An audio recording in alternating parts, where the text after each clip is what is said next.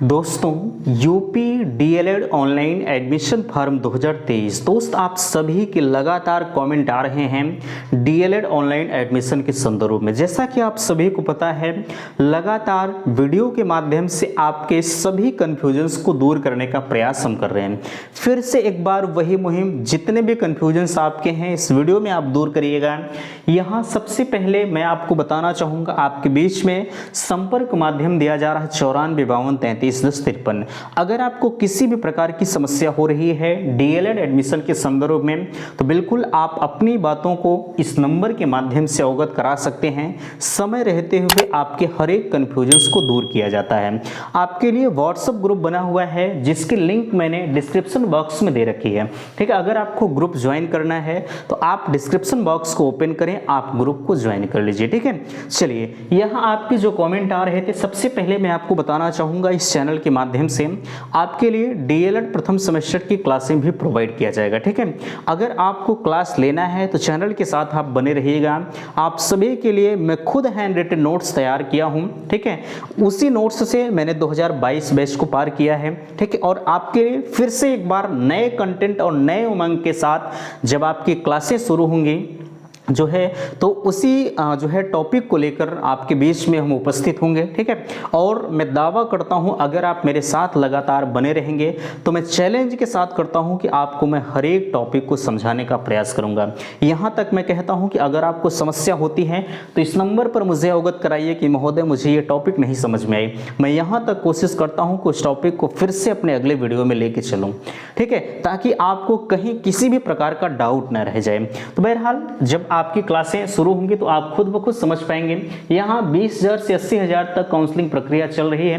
Choice filling का option नहीं आ रहा है। यहाँ सारी कंफ्यूजन्स आप देख पा रहे हैं। जिन्हें कोई कॉलेज नहीं मिला क्या करें, किस कॉलेज में कितनी सीटें भरी, कितने खाली रहे, रिजेक्ट फॉर्म कैसे चेक करें, काउंसलिंग के लिए आवश्यक डॉक्यूमेंट्स फर्स्ट फेज में जिन्हें कोई कॉलेज नहीं मिला, और अलॉट कॉलेज को चेंज कैसे करें, डायरेक्ट एडमिशन, फीस की प्रक्रिया और हॉस्टल। तो फाइनली हम इन सभी मुद्दों पर चर्चा करेंगे। दोस्तों मैं हूं संजय, आप सभी का स्वागत करता हूं, अभिनंदन करता हूं आज के अपने इस वीडियो पर।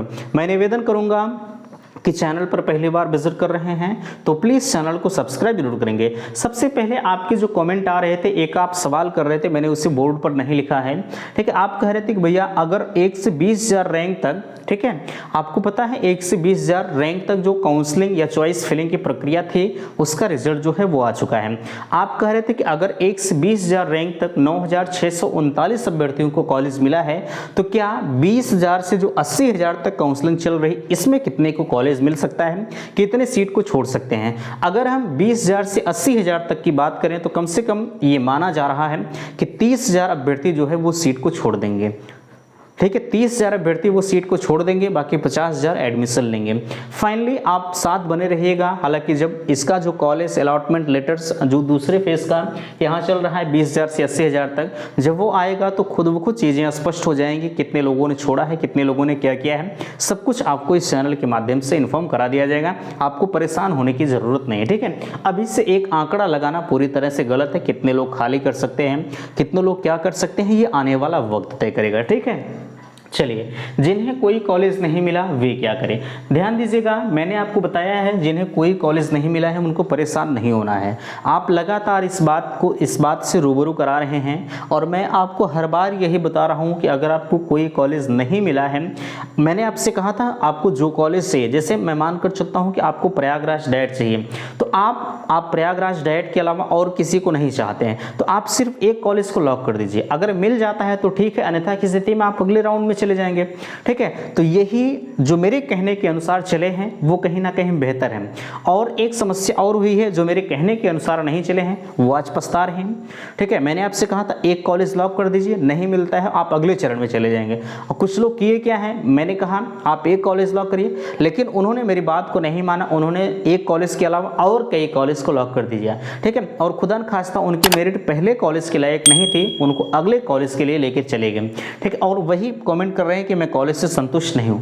अभी आपके लिए मैं रास्ता बताऊंगा, अगर आप करना चाहते हैं तो कर सकते हैं, कोई समस्या नहीं होगी। ठीक है, हाँ, यह मैंने कहा जिन्हें कोई कॉलेज नहीं मिला है, आप अगले चरण की काउंसलिंग में जो वर्तमान समय में प्रोसेस में चल रही 20,000 से 80,000 तक जितने भी अभ्यर्थी हैं, आपने चाहे जो है ऑप्शन लिया था या कॉलेज लॉक किया था या नहीं किया था, कोई दिक्कत नहीं, आप इस काउंसलिंग में भाग ले सकते हैं। यहाँ समस्याएं ये आ रही हैं, जो काउंसलिंग चल रही है इसमें चॉइस फिलिंग का ऑप्शन नहीं आ रहा है, आप 5,000 रुपये का पेमेंट कर दिए तब भी।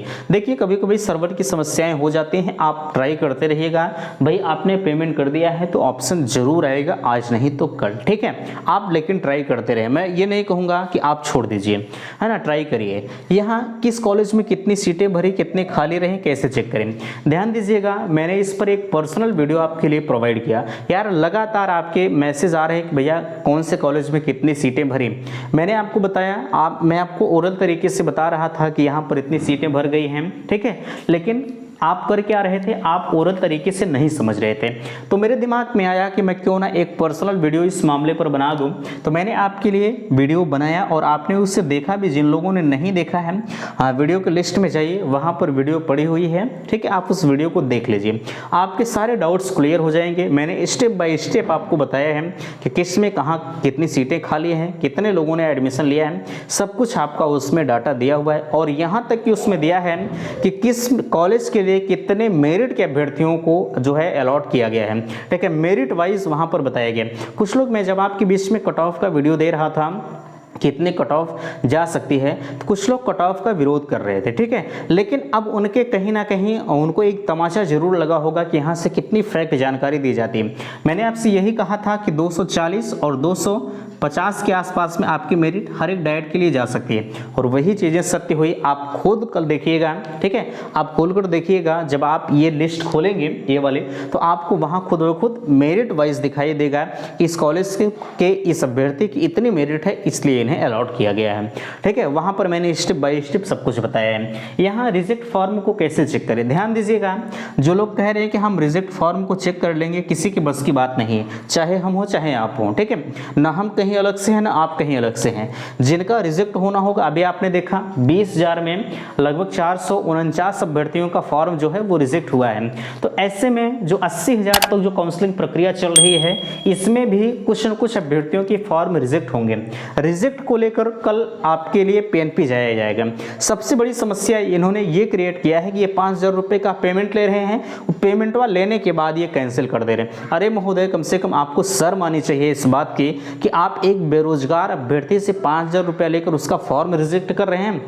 ये पूरी तरह से गलत है। अगर आपको रिजेक्ट ही करना है तो आप पहले ही रिजेक्ट कर दीजिए, ना कि उनसे 5,000 रुपया लेकर पेमेंट करिए। मैं आपसे यही कहूँगा, अगर ये इसी तरह से रवैया इनका रहा तो आप माननीय मुख्यमंत्री जी को भाई टैग करिए, ठीक है, अन्यथा की स्थिति में आप भैया 5,000 रुपये का पेमेंट करिए, बाकी आप फॉर्म को रिजेक्ट करवा लीजिए, ठीक है, ये आपकी नैतिक जिम्मेदारी है।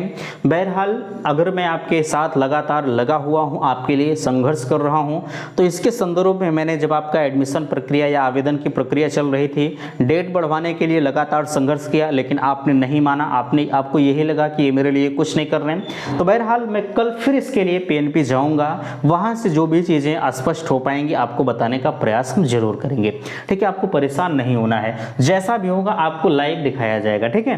यहाँ रिजेक्ट को कैसे चेक करेंगे, ये किसी की बस की बात नहीं है। यहाँ काउंसलिंग के लिए आवश्यक डॉक्यूमेंट्स क्या हो सकते हैं, अगर हम डॉक्यूमेंट्स के संदर्भ में चर्चा करें तो एक स्क्रीनशॉट हम आपके बीच में दिखाना चाहेंगे, जो कि आप सभी के द्वारा भेजा गया है, ये मैंने नहीं बनाया, ठीक है, लेकिन इसमें चीज़ें सत्य दी गई हैं, कोई गलत नहीं है। इसमें कहा जा रहा है संस्था का आवंटन जो है आवंटन पत्र, जो आपने कॉलेज अलॉटमेंट लेटर इस समय डाउनलोड कर रहे हैं, ये 5,000 रुपया पेमेंट करके वही आपके पास होना चाहिए, ठीक है। फीस रसीद, ये ई आवेदन जो आप आवेदन कर रहे हैं, बैंक ट्रांजैक्शन, ध्यान दीजिएगा, जो आप फीस जमा करेंगे, ठीक है, यानी 31,000 जो फीस जमा करेंगे वो बैंक ड्राफ्ट के माध्यम से जमा होती है। हाँ, ये कॉलेज की सहूलियत होती है कि आपसे वो कैश ले रहे हैं, ऑनलाइन पेमेंट कर रहे हैं, कैसे ले रहे हैं, ये कॉलेज के ऊपर डिपेंड करता है, ठीक है, लेकिन नियमतः अगर देखा जाए तो बैंक ड्राफ्ट के माध्यम से ही जमा होता है। बाकी आप अपने विद्यालय में पता कर लीजिएगा कि वो किस तरह से कैश ले रहे हैं या बैंक ड्राफ्ट ले रहे हैं, खुद आपको स्पष्ट हो जाएगा। यह कोई कंपलसरी नहीं होता है कि आपसे वो पेमेंट किस मोड से लेंगे, ठीक है। चलिए यहाँ हाई स्कूल, इंटरमीडिएट और ग्रेजुएशन की मार्कशीट, सर्टिफिकेट जो भी आपके पास है वो तीनों होना चाहिए। अगला आपके बीच में है निवास और जाति प्रमाण पत्र। निवास प्रमाण पत्र, आप यूपी के निवासी हैं, आप होना कंपलसरी है, अदर स्टेट के पार्टिसिपेट ही नहीं कर पाएंगे, ठीक है। और जाति प्रमाण पत्र, आप ओबीसी और एससी कैंडिडेट हैं तो आपके पास जाति प्रमाण पत्र होना कंपलसरी है, तभी आपको कैटेगरी का लाभ मिल पाएगा। ईडब्ल्यूएस वाले, अगर आपने ईडब्ल्यूएस लगाया है तो ईडब्ल्यूएस भी आपके पास होना चाहिए, ठीक है। और यहाँ विशेष आरक्षण प्रमाण पत्र, जैसे आप हैंडीकैप हैं, जनरल ओबीसी और एससी हैं, आपको यह आरक्षण तो मिल रहा है, लेकिन अगर आप हैंडीकैप हैं, ठीक है, तो आपको जो आरक्षण प्रमाण पत्र जो आपका बना हुआ है, ठीक है, वो भी आपके पास होना कंपलसरी है, अन्यथा की स्थिति में आप नहीं पाएंगे आरक्षण। पहचान पत्र और नोटरी, नोटरी के बारे में आप समझ लीजिए, नोटरी कोई ज़रूरी नहीं है, आप कॉलेज जाइएगा, अगर वो कहते हैं तो आप बनवा लीजिएगा, ठीक है, कोई समस्या नहीं होगी। अच्छा, आप ये कह रहे थे कि जाति और आय प्रमाण पत्र हमारा कब का होना चाहिए? जाति और निवास लेटेस्ट का होना चाहिए, जितना जल्दी से जल्दी आपका बना है उतना ही बेहतर है। हाँ, पिछली बार का है 2022 का, तब भी चल जाएगा, कोई दिक्कत नहीं। आय प्रमाण पत्र की हम बात करें, आय प्रमाण पत्र काउंसलिंग में ज़रूरत नहीं पड़ती है। आय प्रमाण पत्र की ज़रूरत आपके जो है स्कॉलरशिप में पड़ती है। आप स्कॉलरशिप के लिए अगर फॉर्म भरना चाहते हैं तो आय प्रमाण पत्र भी आप बनवा लीजिएगा, ठीक है, बाकी आपकी इच्छा है।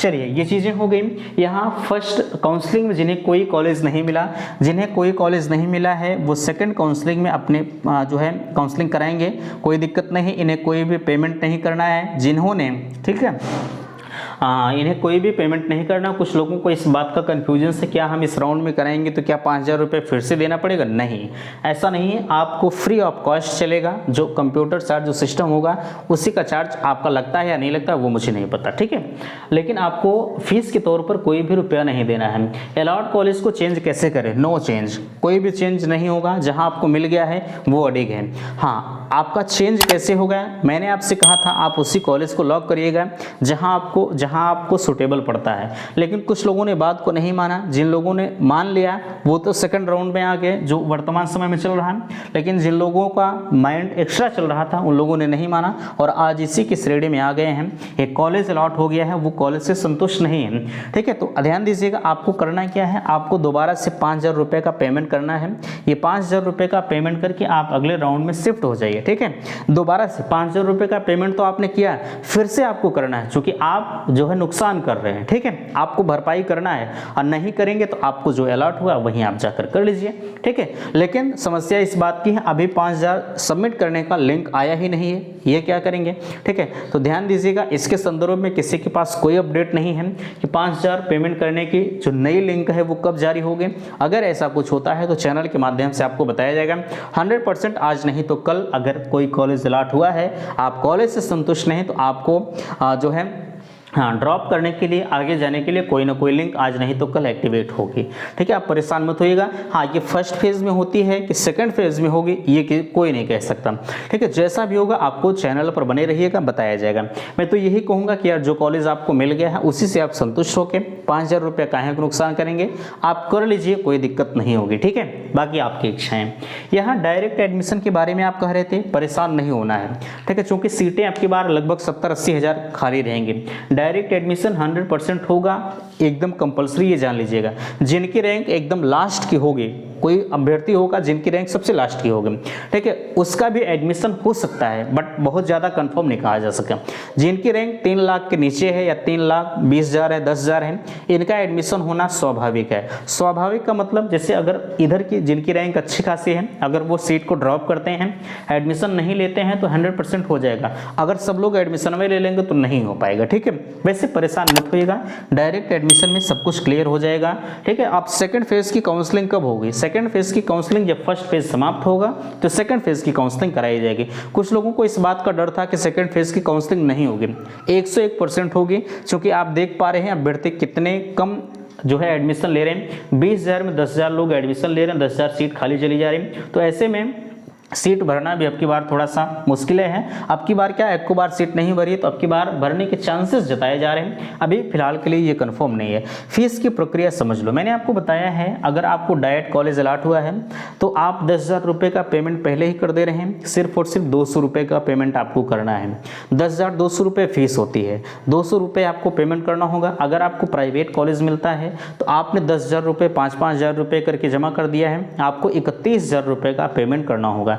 31,000 रुपये का पेमेंट आप कह रहे थे कि क्या हम किस्त वाइज दे सकते हैं। जो कॉलेज आपको मिला है उस कॉलेज के ऊपर डिपेंड करता है कि वो कॉलेज आपसे किस तरह से फीस लेता है। अगर वो कहेंगे आप एक के बार में जमा करिए तो एक के बार में देना पड़ेगा, वो कहेंगे 2 बार में जमा करिए तो 2 बार में देना पड़ेगा।